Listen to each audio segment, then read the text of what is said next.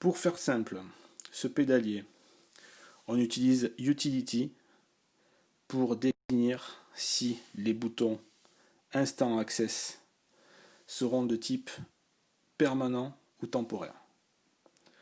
Voilà, donc pour piloter des boucles et des fonctions switch, il faut utiliser du permanent. Le tap tempo pourra être temporaire. On utilise aussi ce bouton pour définir si on est en mode preset. Une fois que ça est fait, on n'a pas besoin d'y toucher.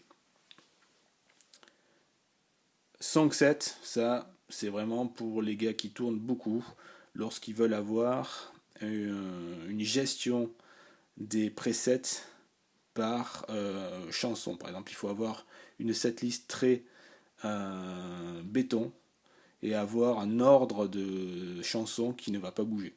Bon, ça aujourd'hui c'est un petit peu ambitieux. Copy, là aujourd'hui j'en ai pas l'utility.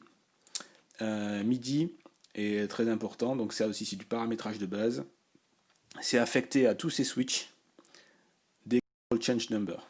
Donc ceux-là ont été dans un premier temps paramétrés avec des adresses, mais on a vu que donner des adresses sans donner de l'intelligence à ces switches était difficile pour piloter les Mark V.